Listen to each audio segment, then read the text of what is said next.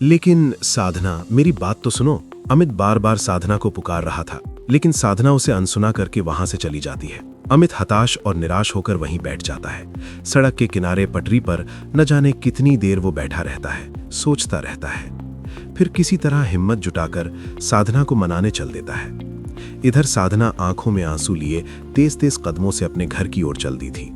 घर पहुंचकर साधना सीधे अपने कमरे में जाकर पलंग पर लेट जाती है। तभी उसकी मम्मी शोभा जी उसके पास आती हैं। बेटी, क्या बात है? बहुत परेशान लग रही है। अमित से लड़ाई हो गई क्या?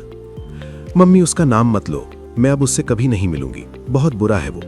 आप जाओ, इस समय मुझे किसी से बात नहीं करनी, साधना ने बोला, और बगैर जवाब का इंतजार करे वो दूसरी ओर मुंह करके लेट गई। शोभा जी बाहर ड्राइंग रूम में आकर बैठ गईं। साधना की परेशानी ने उन्हें भी परेशान कर दिया था। आखिर ऐसी क्या बात थी जो साधना इतनी परेशान है? यही सोचकर शोभा भी इधर उधर टहलने लगती हैं। तभी डोरबेल बजती है। शोभा जी गेट खोलती हैं तो सामने अमित खड़ा था। आंटी जी, साधना है क्या? शोभा जी ने उसे ड्राइंग रूम में बिठाया और पूछा, बेटा क्या बात हो गई? वो बहुत परेशान है।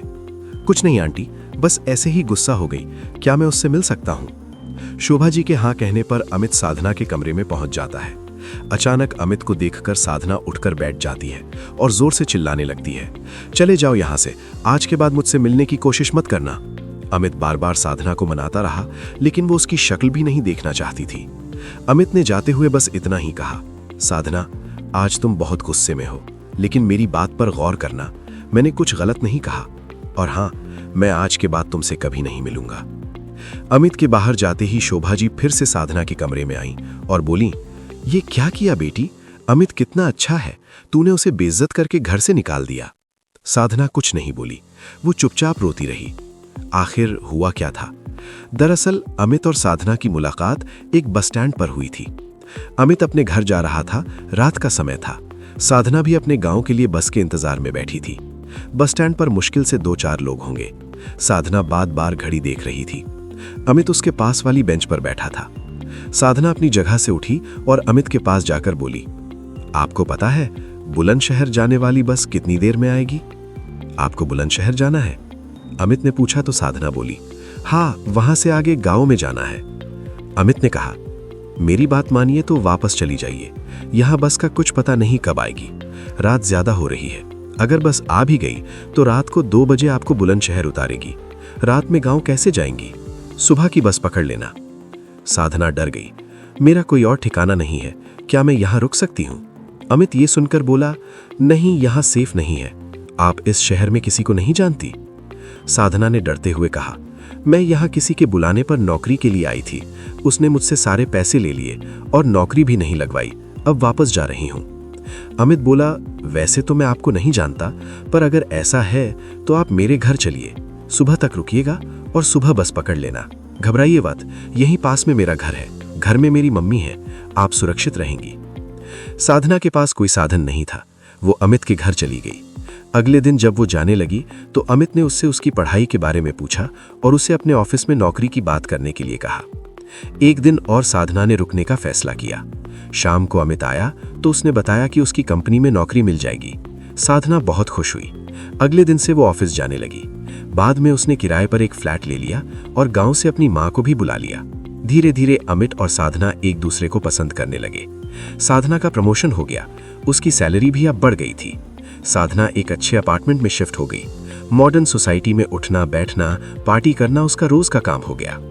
इधर अमित ने वो कंपनी छोड़ दी, वो दूसरे शहर में नौकरी करने लगा। धीरे धीरे अमित और साधना में दूरी बढ़ने लगी। अमित के दोस्त उसे बताते कि साधना किसी और लड़के के साथ घूमती है, लेकिन अमित इसकी परवाह नहीं करता। धीरे धीरे अमित का भ्रम टूटने लगा। साधना उसका फोन नहीं उठाती थी, मैसेज का जवाब नहीं देती थी।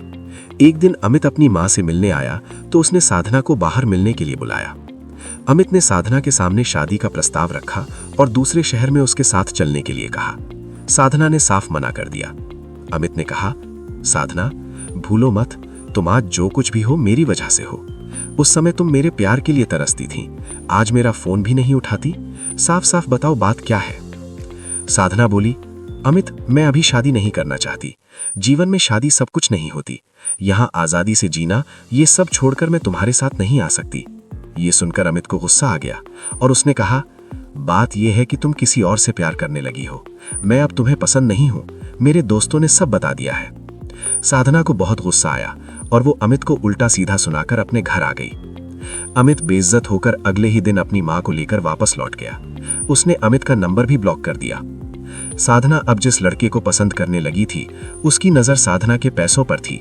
वो किसी न किसी बहाने से साधना से पैसे मांगता रहता था। एक दिन साधना ने मना किया तो उसने साधना को कहीं मिलने बुलाया और उसे बहुत मारा। साथ में उसके साथ जबरदस्ती करने की कोशिश की। साधना किसी तरह जान बचाकर अपने घर पहुंची। उस दिन उसे समझ आया कि उसने अमित के प्यार को खोकर कितनी बड़ी गलती कर दी। वो तैयार होकर अमित से मिलने के लिए चल दी। जब वो अमित के घर पहुंची तो पता चला साधना के घर से आते समय अमित कार ड्राइव कर रहा था। वो गुस्से और नफरत में ख्यालों में खोया था। उसकी कार का एक्सीडेंट हो गया और वो और उसकी मां दोनों खत्म हो गए। साधना के पैरों तले जमीन खिसक गई। जिस अमित ने उसे सहारा दिया, वो उसी की मौत का कारण बन गई। साधना रोते हुए घर वापस आ गई। उसने अपनी मम्मी से कहा, मम्मी, गांव वापस चलो। अब मैं ना यहाँ नौकरी कर पाऊंगी न शादी। दोनों गांव के लिए रवाना हो गए। दोस्तों, कभी कभी जिंदगी हमें ऐसे मोड़ पर ला खड़ा कर देती है जहां सही इंसान हमारे बिल्कुल पास होता है, लेकिन हम चमकती हुई दुनिया के शोर में उसकी अहमियत को नहीं पहचान पाते। प्यार में गलती करना बुरा नहीं, लेकिन प्यार को नजरअंदाज करना अक्सर जिंदगी की सबसे बड़ी गलती बन जाती है। जब रिश्तों में अहमियत दिखाना, सम्मान देना और भरोसा बनाए रखना भूल जाते हैं, तब वही रिश्ते धीरे धीरे हाथों से रेत की तरह फिसल जाते हैं। सच्चा प्यार हमेशा साथ रहने का नाम नहीं, बल्कि मुश्किल वक्त में साथ निभाने का नाम है। जो लोग बिना किसी स्वार्थ के आपका हाथ पकड़ते हैं, वही जिंदगी के असली अनमोल लोग होते हैं। लेकिन अक्सर हम उनकी कीमत तब समझते हैं जब वो हमें छोड़कर चले जाते हैं, कभी हालात की वजह से और कभी हमारी अपनी गलतियों की वजह से। इस कहानी से यही सीख मिलती है कि प्यार को हल्के में मत लो, रिश्तों को समय दो, भरोसा टूटने मत दो और उन लोगों की कद्र जरूर करो जो दिल से आपका भला चाहते हैं, क्योंकि वक्त और इंसान दोनों अगर एक बार हाथ से निकल जाएं तो वापस नहीं आते।